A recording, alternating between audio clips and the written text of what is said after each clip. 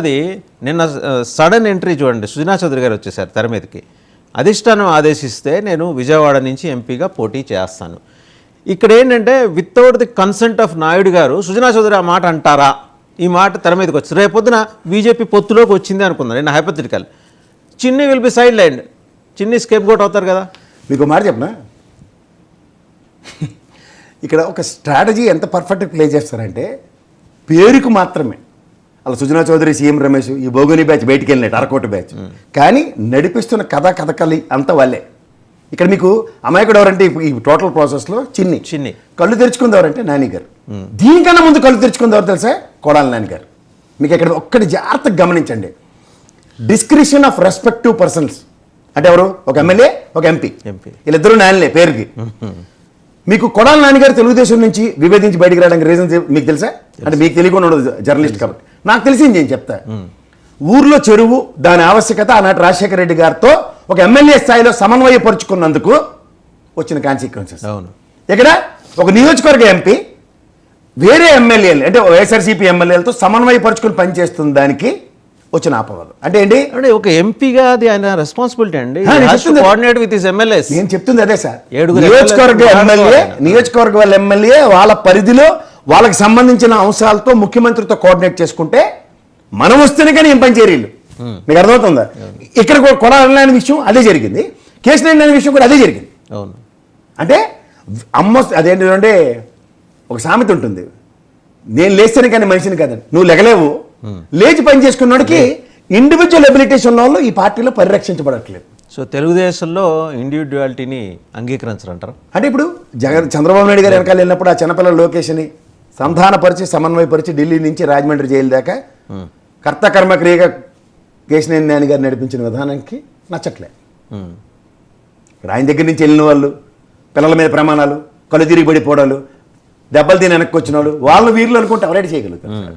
ఎర్రోనియస్ సర్కమాస్టెన్సెస్లోనో are సర్కమాస్టెన్సెస్లోనో ఏటికి ఎదిరిది గెలిచిన ఎంపీలను పరిరక్షించుకోలేకపోతే మీకు ఇప్పుడు జరుగుతుంది తెలుసా? ఇప్పుడు ముగ్గురు మీకు ఇప్పుడు మీరు ఇందాక సుజనా చౌదరి విషయం చెప్పారు కదా, దీనికన్నా ఇంకా పెద్ద ముప్పు మీకు డిస్కస్ చేస్తారు. ఈ భోగోనిశాల అధిపతి గారు ఒక రాజకీయ విన్యాసం మొదలెట్టాడు. బాలకృష్ణ గారినట ఎంపీకి పంపించండి, అక్కడ ఇంకో వాళ్ళు ఉన్నాడు కదా భరత్ గారు, ఆల్టర్నేటివ్ క్రియేట్ చేస్తూ ఈ బీజేపీతో అనుసంధానం చేస్తూ పురంధేశ్వరం గారిని అక్కడ నిలబెట్టండి వైజాగ్లో. అంటే అక్కడ one and only voice Lokesh అన్న మాడ్యులేషన్స్ కి ప్రిపరేషన్స్ ఎట్లా ఉన్నాయి చూడండి. ఇప్పుడు సంక్రాంతి లిస్టులు అనౌన్స్ చేయను, తర్వాత వచ్చి పొరపక్షలు ఎలా ఉంటాయో. ఇక్కడ మీకు ఎందుకు చెప్తున్నానంటే ఇది, ఇక్కడ మీకు the man behind the story అన్న దగ్గర ఎప్పుడైతే ఇది బిజినెస్ మాడ్యూల్కి అప్పచెప్పేశారు, ఈ బిజినెస్ మాడ్యులేషన్స్ లో ఒక మనిషికి ఒక ప్రాధాన్యత అన్న చంద్రబాబు నాయుడు గారిది వాళ్ళకి మనకు ఎవరికి బయట నుంచి చూస్తున్న వాళ్ళకి డైరీ సీరియల్ లాగా మనకు అర్థం అవుతుంది, కానీ తెలియకుండానే డిమినిషింగ్ మార్జిన్ యూటిలిటీ తరిగిపోతుంది. ఆ డిమినిషింగ్ ప్రాసెస్లో ఏమవుతుందంటే ఇప్పుడు అక్కడ వైజాగ్ నుంచి పురంధేశ్వర గారు ఇండైరెక్ట్గా బీజేపీ ఎప్పుడు రేపు 16వ తారీఖు తీర్పు మీద ఆధారపడి ఉంటాయి కథలన్నీ. మీకు అర్థమవుతున్నాయా? ఇక్కడ మీకు వెనక నుంచి వస్తున్న ఉపద్రవాన్ని ఎక్కడ ఎవరికి ఏమీ అంతు చిక్కకుండా చేస్తున్న ఒక రాజకీయ విన్యాసాలు. ఇప్పుడు మీకు ఇంత జరుగుతుంటే మీరు గతంలో ఒక ట్రయాంగిల్ ఉండేది, నరేంద్ర మోడీ గారికి ప్రభావితమైన పవన్ కళ్యాణ్, అప్పుడు సంకీర్ణ ప్రభుత్వం ఏది తెలుగుదేశం, జనసేన, బీజేపీ. అక్కడ ఎవరు? పవన్ కళ్యాణ్ గారు నరేంద్ర మోడీకి ప్రభావితమయ్యారు. ఇప్పుడు ఇక్కడ ఓ ట్రయాంగిల్కి తెరలేపారు, పవన్ కళ్యాణ్ గారు చంద్రబాబు నాయుడికి ప్రభావితమయ్యారు, నాట్ నరేంద్ర మోడీ. ఇక్కడ స్టేట్ ఎలక్షన్స్కి వచ్చేప్పటికి బట్ అక్కడ సైలెంట్ ప్రెజెన్స్ ఎవరిది? ఆ రోజు పవన్ కళ్యాణ్ది. ఇవాళ సైలెంట్ ప్రెజెన్స్ ఎవరిది? బీజేపీది. ఈ క్లస్టర్స్ లో సో ఒక విషయం చెప్పండి ప్రసాద్ గారు, బీజేపీ నాలెడ్జ్లో లేకుండా పవన్ కళ్యాణ్ గారు ఈ ప్రకటన చేసి ఉంటారా? పొత్తు ప్రకటన that is impossible to make, that's what I think. ఆయన నాలెడ్జ్ హఠాత్తుగా నేను భావోద్వేగానికి లోనయ్యి ఆయన చూడంగానే చెలించిపోయి ప్రకటన చేశాను అన్నారు కదా, అది నిజంగా అలా హఠాత్తుగా ఆయన చెలించిపోవడానికి వెనకాల బీజేపీ ఉంటుందా? సార్ మీకు ఇది ఇప్పుడు ఒకసారి మళ్ళీ 2014 వెళ్ళండి. 2014లో కూడా ఇలాంటి ప్రభావితమైన అంశంలోనే భావోద్వేగానికి లోనే at the cost of Congress, at the presence of BJP మీదే పనిచేశాడు. ఓకే, ఇక్కడ కూడా at the cost of Telugu Desam for the sake of BJP మళ్ళీ అలాగే భావోద్వేగానికి గురవుతున్నాడు. మీరు గమనించండి, ఎప్పుడైనా పవన్ కళ్యాణ్ గారు భావోద్వేగానికి గురవుతున్నారు అంటే ఒక పార్టీకి పెనుముప్పు ఉందని అర్థం. ఓకే, మీరు జాగ్రత్తగా గమనించండి. ఆ రోజు పెనుముప్పు కాంగ్రెస్, ఈ రోజు పెనుముప్పు ఎవరికి? తెలుగుదేశానికి. మీరు జాగ్రత్త చూడండి, in between the lines if you can follow it, మీకు జాగ్రత్తగా జరుగుతున్న ఒక ప్రక్రియలో ఒక బీజేపీతో అనుసంధానించబోయే ప్రక్రియకి తెరలేపిన తర్వాత అవుట్ ఆఫ్ ద బాక్స్ రాజకీయాలు తెరలేపబడ్డాయి. మరి ఇప్పుడు సీక్రెట్ ఏజెంట్ షాడో ఎవరు ఇక్కడ? వెనక సుజనా చౌదరి అంతేనా? అక్కడ అంటి ముట్టని రాజకీయాలు ఏదైనా తేడా జరిగితే అంతా తెలుగుదేశానికి డ్యామేజ్ జరుగుతుంది. అలా ఎవరు ఎలక్షన్ కమిషనర్ విషయంలో మీరు గమనించండి, చేసిందంతా బీజేపీ వాళ్ళు, అంటే వీళ్ళ దగ్గర నుంచి ఎత్తుకెళ్ళిపోయిన బ్యాచ్ అనుకుంటా, పారాచూట్ బ్యాచ్ అంటాను నేను.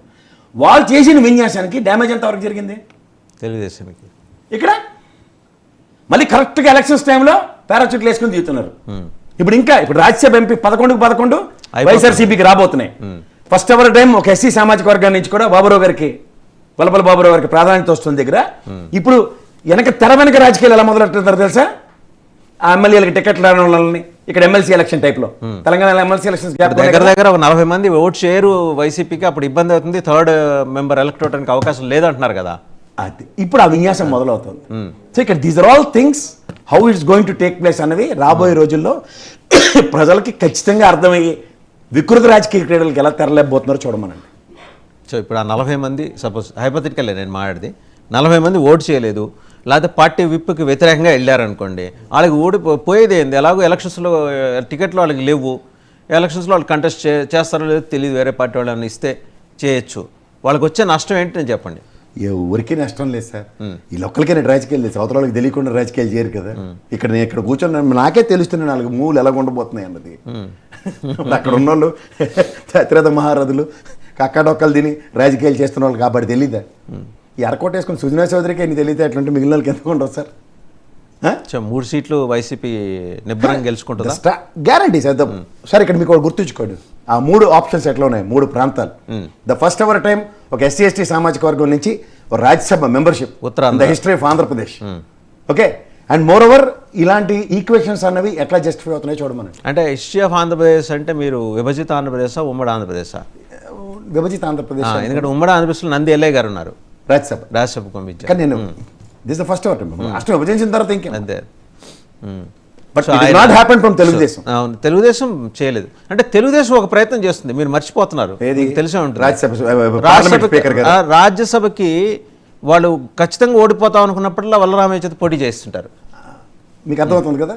సో ఇక్కడ ఎప్పుడైతే ఎవరి మీద నాకు తెలిసి ఈసారి కూడా ఆయన చేత నామినేషన్ వేస్తారు, మళ్ళీ ఆయనే పాపం ఆ సామాజిక వర్గం గురించి ఇవాళ ఇంత గలాలు వినిపిస్తున్నారు కదా. నెక్స్ట్ జరిగింది అదే, గెలిచే దగ్గరేమో వాళ్ళకి కావాల్సిన వాళ్ళని పెట్టుకుంటారు, వాళ్ళ కోటరీని పెట్టుకుంటారు, ఇది అండర్లైన్ చేయండి, అదే వాళ్ళ కోటరీని పెట్టుకుంటారు.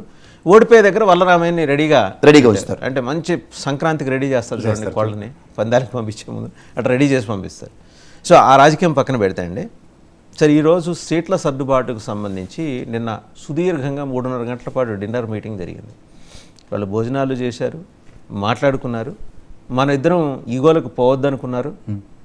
ఖచ్చితంగా ఎవరు గెలిచే చోట వాళ్ళని ఉంచబడదాను అంటే ఇప్పుడు పవన్ కళ్యాణ్ గారు తాను గెలుస్తామని అనుకుంటున్న ఒక 60 సీట్లలో ఆయన ఉంచిన అవకాశం, ఆయన జనసేన నుంచోబెట్టే అవకాశాలు ఏమైనా ఉన్నాయా?